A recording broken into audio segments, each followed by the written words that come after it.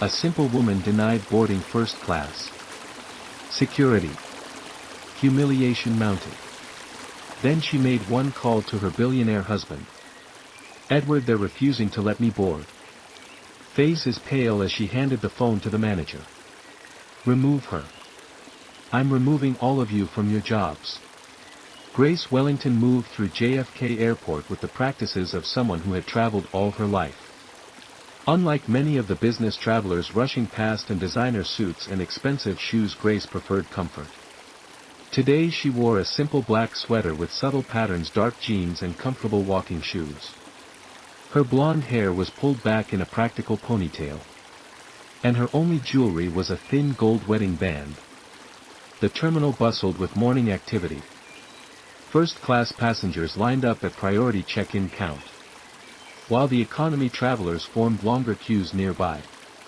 Digital boards overhead displayed departure times for flights to destinations across the globe. The air smelled of coffee and cinnamon from nearby cafes. Grace approached the first-class counter for Atlantic Airways. Ticket in hand. She'd been looking forward to this trip for weeks. Edward was already in San Francisco closing a major business deal. And she was joining him for a short vacation afterward. Forward their first in nearly a year. Next passenger please. Call the attend. Did a woman in her mid-30s with a crisp blue uniform and perfect makeup. Her name tag read. Veronica Palm. Grace stepped forward and placed her ticket and ID on the counter. Good morning. Flight 1077 to San Francisco please. Veronica glanced at Grace's casual attire. Her gaze lingering disapprovingly on the comfortable shoes. With barely disguised skepticism she examined the first-class ticket. And how did you obtain this ticket, ma'am? My husband booked it for me. I see. Veronica's voice carried a note of doubt. She typed something into her computer. Her acrylic nails clicking against the keyboard. There seems to be an issue with your reservation. This ticket shows a first-class seat. But I'm not seeing the proper coding. Grace maintained her composure. There shouldn't be any issue. My husband confirmed everything yesterday. Veronica's lips thinned. Well, there's clearly a problem. Do you have the credit card this was purchased with?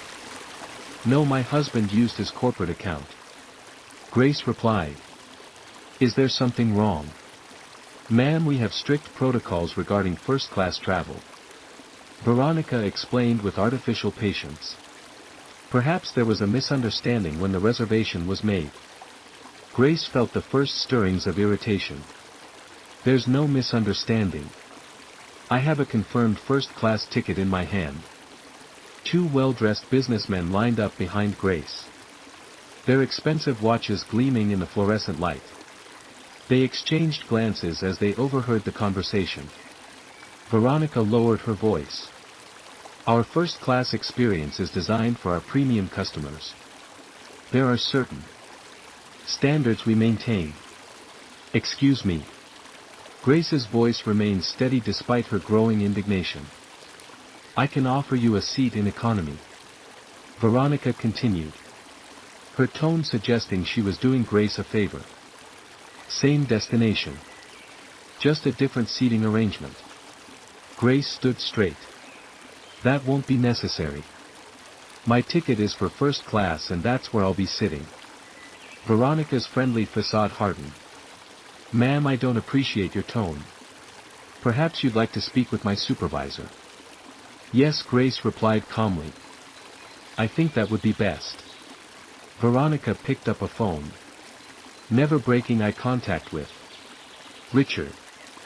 We have a situation at counter 3. Could you come over? She hung up. A small satisfied smile playing at her lips. Mr. Hargrove will be with you shortly. Grace nodded. Pulled out her phone and checked the time. Her flight wasn't for another 2 hours, but she knew from experience that these situations could escalate quick. Behind her the line was growing and curious onlookers had begun to take notice of the developing drama at the first class counter. Richard Hargrove arrived within minutes. His Polish shoes clicking authoritatively against the tile. Spell floor. He was a tall man in his 50s with salt and pepper hair and a navy suit that screamed corporate author. The golden pin on his lapel indicated his senior position. What seems to be the problem here, Veronica?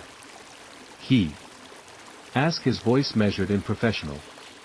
Before Veronica could answer, Grace spoke up. There's no problem with my ticket. Your colleague seems to think I don't belong in first class. Hargrove's eyes darted from Grace to her, then to her casual attire. His expression shifted almost imperceptibly. He began. Wellington. Grace App. Grace Wellington. Hargrove not. His corporate smile firmly in place. Mrs. Wellington. I understand your frustration. But we do have certain protocols in place. Veronica was just following procedure. What procedure requires questioning a valid ticket? Grace. Hargrove lowered his voice. What's leaning in slight? We occasionally encounter irregularities with our premium services. People attempting to upgrade without authorization or using tickets that were obtained through unconventional means. Grace's patience was wearing thin. Are you suggesting I stole this ticket? Not at all. Hargrove backpedaled smoothly. But perhaps there was a system error. These things happen. A small crowd had watching the exchange with undisguised interest. The two businessmen behind Grace were whispering to each other, one occasionally glancing at his expensive watch. I've been standing here for 15 minutes. What's Grace? Could you please verify my reservation and let me proceed to my gate? Hargrove exchanged a look with Veronica, who tilted her head slightly. He turned back to Grace. I'm afraid we'll need additional verification for this ticket. Perhaps a call to your husband to confirm the booking details. This is ridiculous. Grace stated. The ticket is legitimate. The reservation is confirmed. What more do you need? Hargrove's pleasant demeanor slipknot. Mrs. Wellington. I'm trying to be accommodating. But your attitude isn't helping. If you can't provide additional verification, I'll have to ask you to step aside and let other passengers through. I'm not moving until you honor my. Hargrove sighed dramatic. Security. He, gesturing to a nearby officer. The uniformed man. Officer Miller according to his badge. Approach with a hand resting casually on his belt. Is there a problem here? Officer Miller asked. His eyes already assessing Grace as the source of the disturbance. This passenger is refusing to comply with our verification procedures and is holding up the line. Hard. Explained smoothly. We may need to escort her to the main terminal.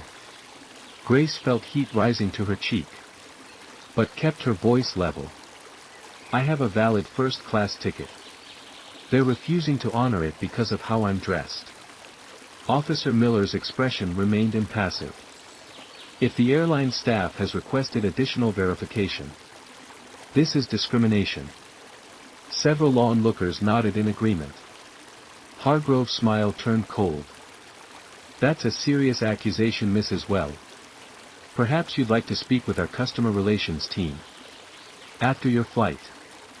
For now I'm going to have to ask you to step aside or accept an economy seat. Grace looked from Hargrove to Officer Miller, then to the growing line of impatient travelers behind her. The public humiliation was clearly calculated. Make an example of her. Remind everyone that the premium experience was only for those who fit the part. Fine, she said, reaching for her phone. Let me make a call.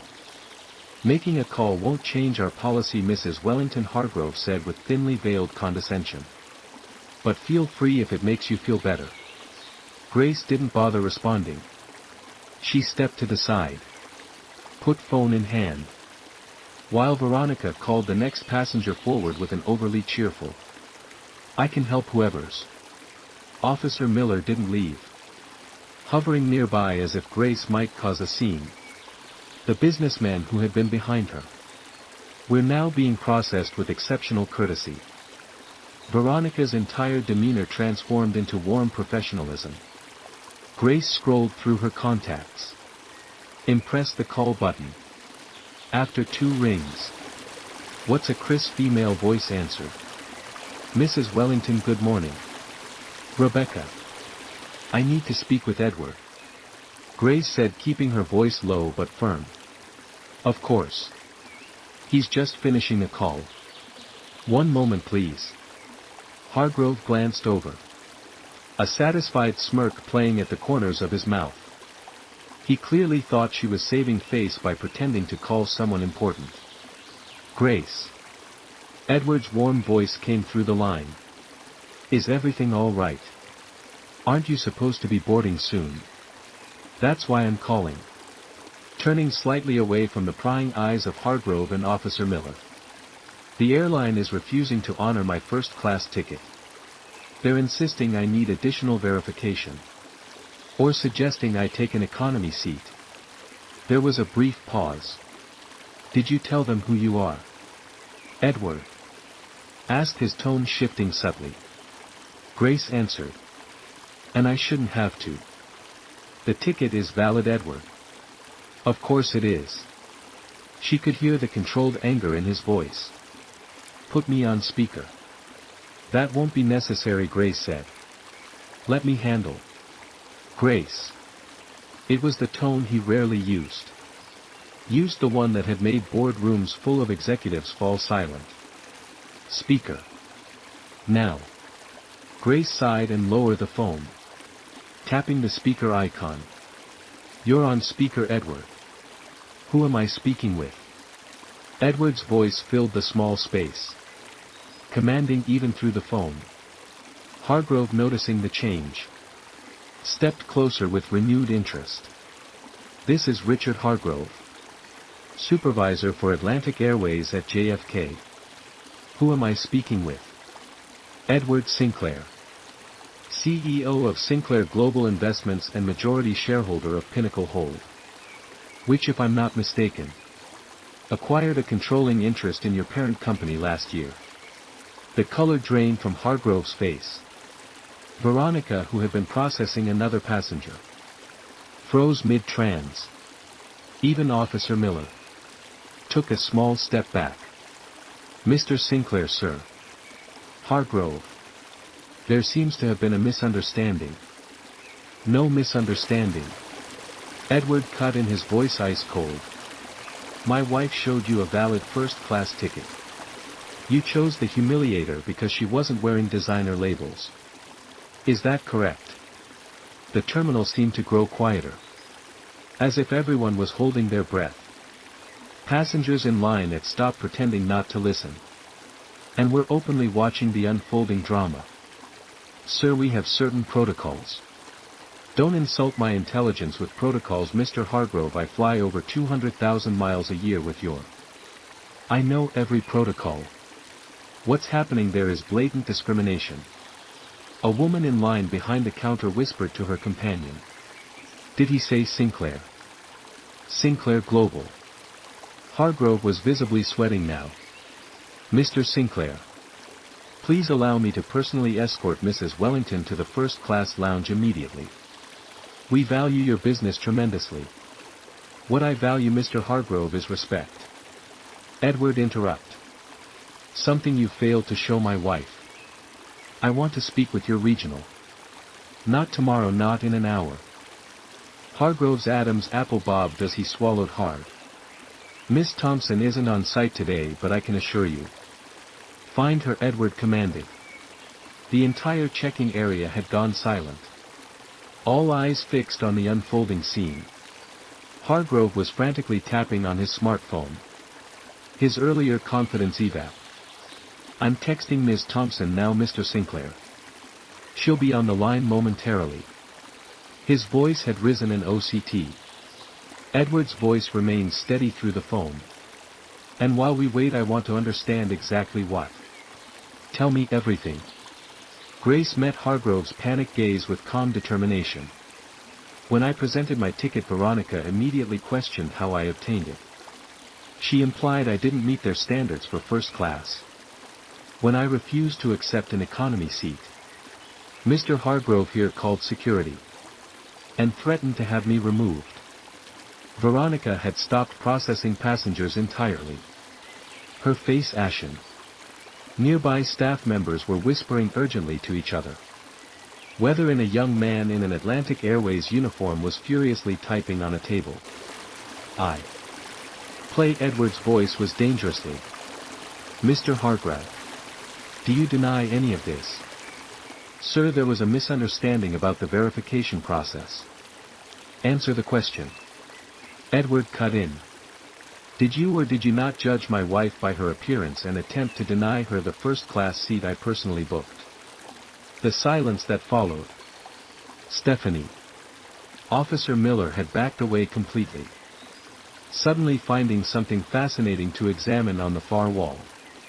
Mr. Sinclair. Hargrove finally managed. I deeply apologize for any misunderstanding.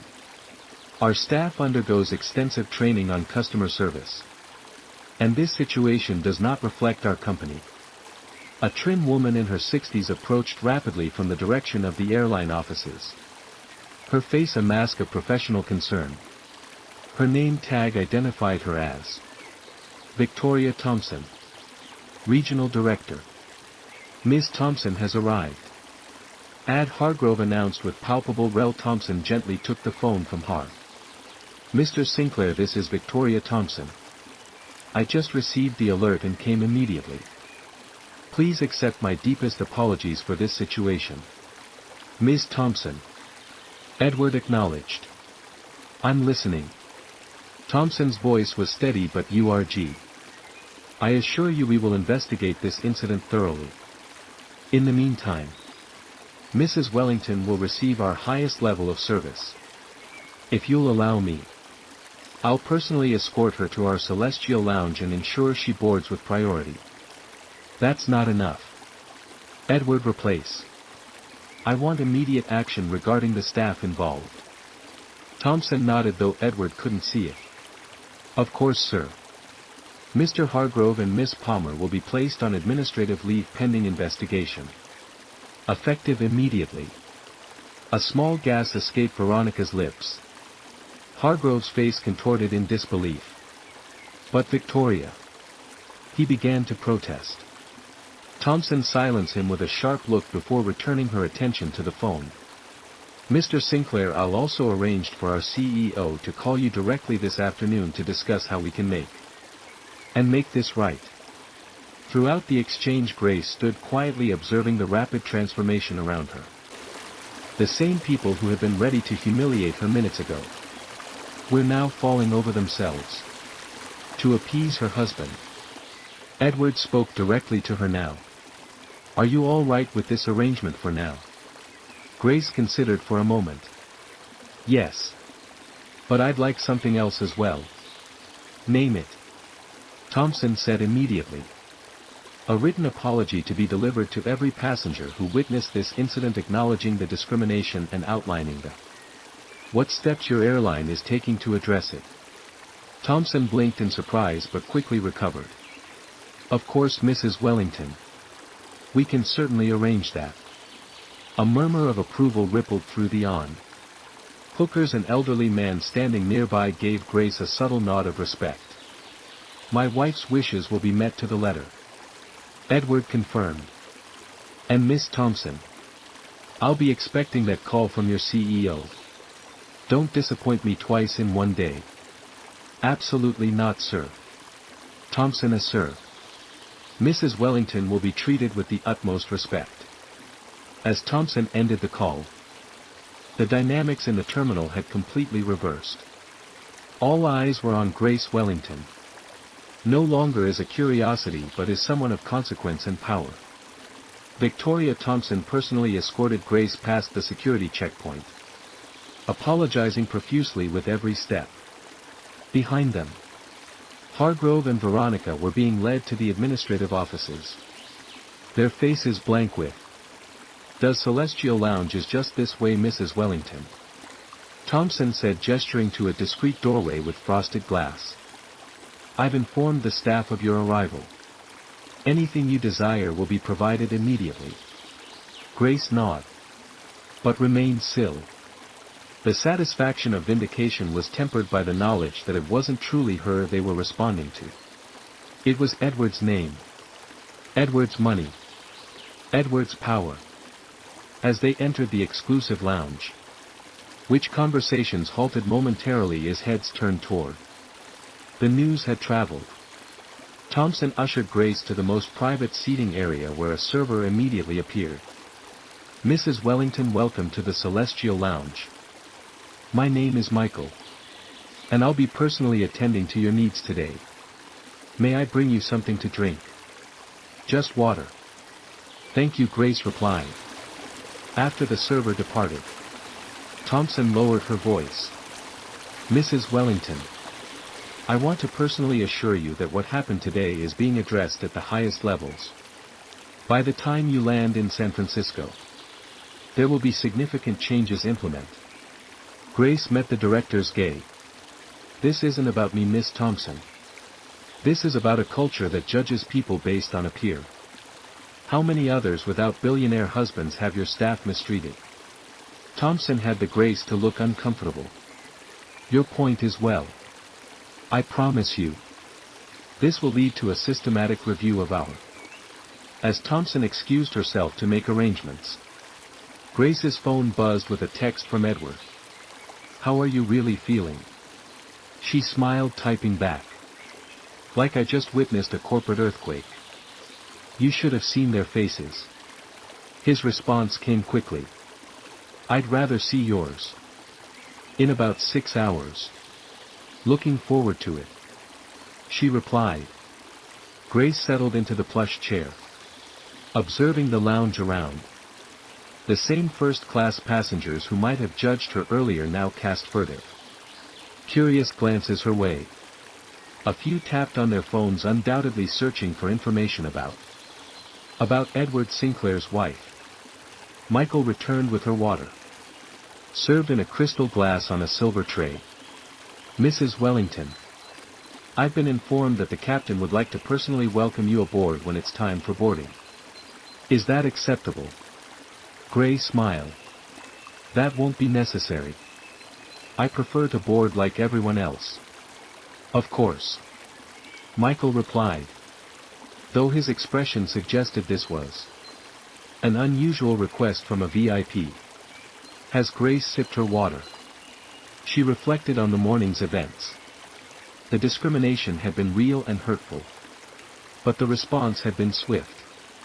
Perhaps some good would come of it. Not just for her but for others who didn't have the Sinclair name to shield them. As the plane taxied to the gate, the captain's voice came over the intercom. "Ladies and gentlemen, welcome to San Francisco. Local time is 2:14 p.m. with clear skies and 72 degrees. We'd like to thank you for flying with Atlantic Airways today. Especially Mrs. Grace Wellington Sinclair. It's been our honor to serve you." Several passengers turned to look at Grace, who kept her gaze fixed on the window, pretending not to notice. The announcement was unnecessary. Another example of the airline overcompensating. As she disembarked, the entire crew lined up to bid her farewell, their smiles almost painfully eager. At the jet bridge, but also James Hutchins listened to the CEO of Atlantic Air, looking both apologetic and anxious. Mrs. Wellington Hutchinson began extending his hand. "I cannot express how deeply sorry I am about your experience this morning." Grace shook his hand briefly. "Mr. Hutchinson, I appreciate your concern." Edward stepped forward, wrapping an arm around Grace's waist, his kiss on her cheek. Weak was both a greeting and a statement to everyone watching. "James and I have had a productive conversation," Edward said. Atlantic Airways will be implementing new training programs focusing on eliminating bias in customer service. Hutchinson nodded eager. We're also revamping our complaint procedures and establishing an independent review board for discrimination claim. Add hard. Veronica. Grace asked. Their employment has been terminated. Hutchinson confirmed. Effective immediately. As they walked toward the exit, Edward whispered. He flew in personally when he heard what? Their stock dropped 3 points this morning after someone posted about the incident online. Grace shook her head. All this because I wore jeans instead of designer clothes. No, Edward corrected gent. All this because they thought appearance determined worth. And you proved them wrong. Outside, a sleek black car waited to whisk them away. As they settled into the back seat, Grace finally relaxed, leaning against Edward's shoulder. You know what the strangest part is? If they had just treated me with basic respect, none of this would have happened. Edward squeezed her hand. That's usually how it goes. The simplest courtesy costs nothing. But the lack of it can cost everything. Sometimes the most powerful people are the ones you'd never suspect. Grace Wellington's story reminds us all to look beyond appearances and treat everyone with dignity and respect. Have you ever been judged unfairly or witnessed someone being discriminated? Share your experience in the comments below. If you enjoyed this story of justice served, hit the like button and subscribe for more real-life tales of underestimated people who proved their worth. Worth in unexpected. Where are you watching from today?